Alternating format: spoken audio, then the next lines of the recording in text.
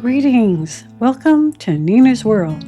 This podcast provides a short respite from the trials and tribulations of everyday life. We're going to step back in time to the 1950s and 60s. And now, our story.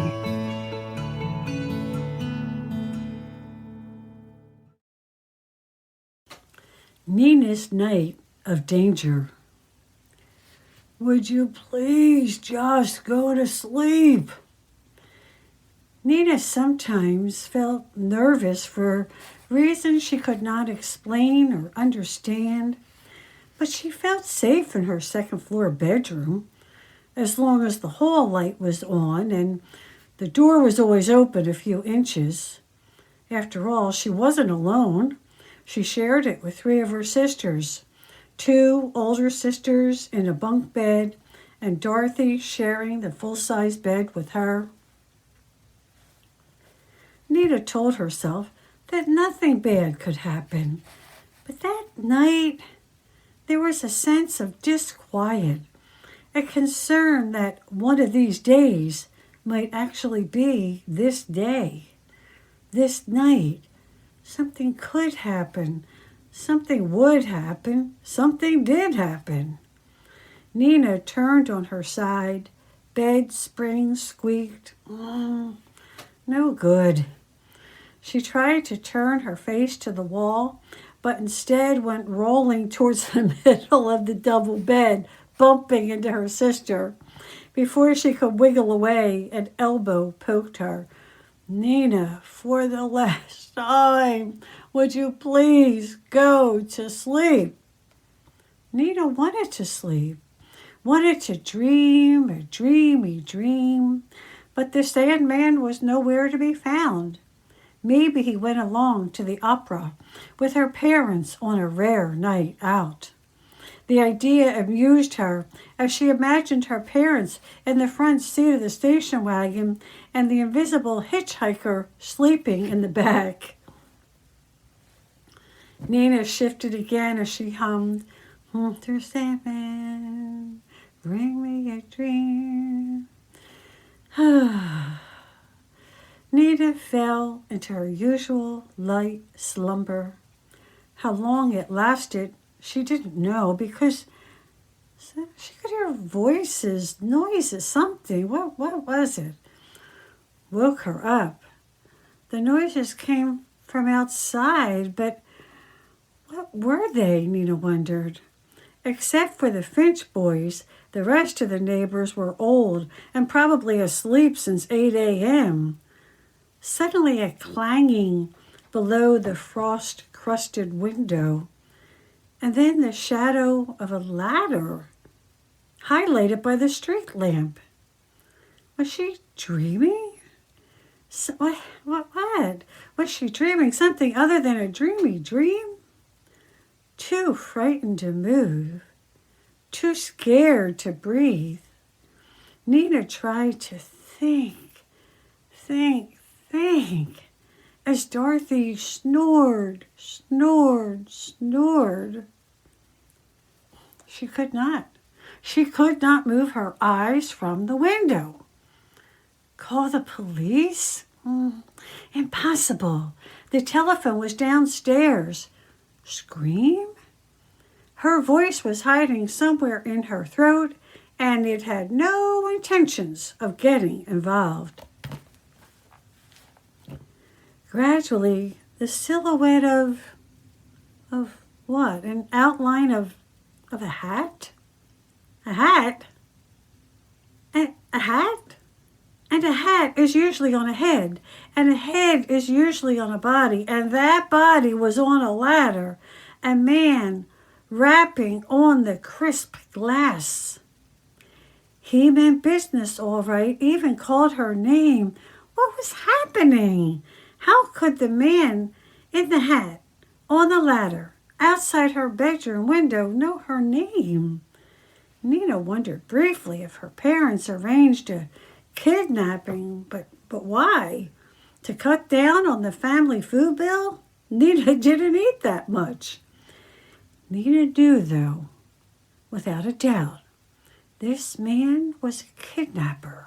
with other dastardly delinquents dallying down below, holding the ladder.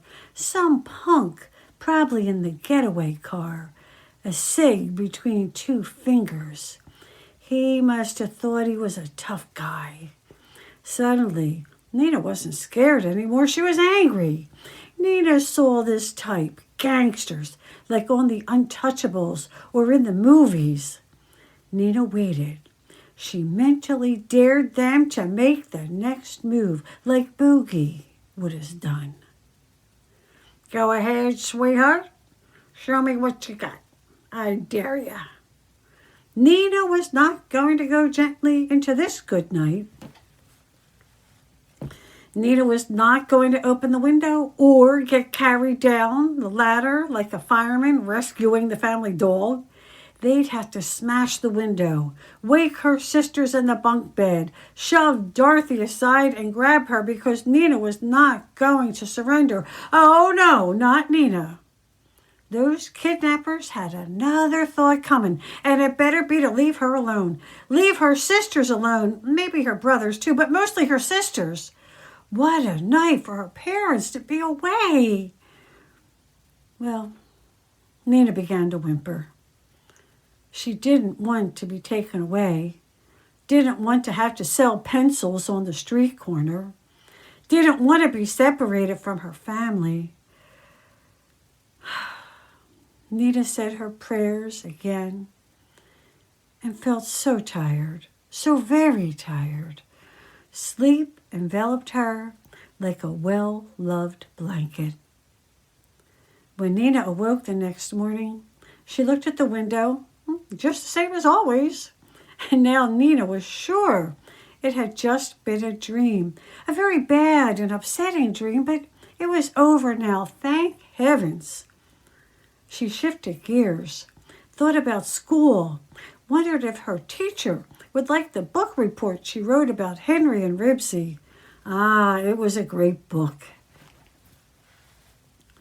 At breakfast, Nina's mother told the girls that her father and she, when they returned from the opera, found they had been locked out of the house. Everybody knew the door was kept unlocked until the last teenager had arrived home from a dance or a date, but who had double-locked the door before they arrived home? It was the same routine every night. All the children were home. The key for the top lock was taken off its hook, used and replaced. You're a late sleeper, Nina. We thought you could help. Your father got the ladder from the garage, climbed up and knocked on the bedroom window. You must have been in a deep sleep for a change. Well, fortunately, Paul came home about 20 minutes later, so we didn't have to sit in the cold car too long. He always carries both keys, and of course, we should too. You didn't hear anything last night, Nina? Nina wondered what she should do. What should she say? It hadn't been a dream. There was no kidnapper, no tough guys, only her dad who wanted her help, and she didn't help. But what's a girl to do?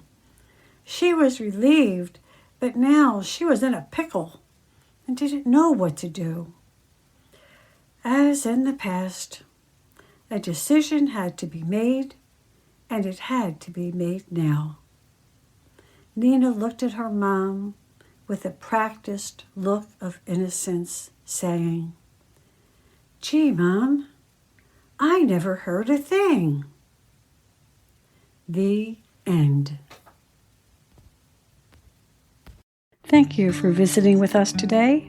If you like what you heard, please subscribe to this podcast and share it with everyone you know. Return next week for another story from Nina's World. This story was written and read by Christine McKee, with gratitude to Dr. Ethel Ratkin of Bucks County Community College for editorial consultation and encouragement. Additional heartfelt support from family, friends, and members of my writing groups. Technical support was provided by Mr. Dan Tarrant of Personally Catholic. Sound engineering by Mr. Andrew Kimmel of AK Productions. May you embrace peace in your heart, in your home, and in your world.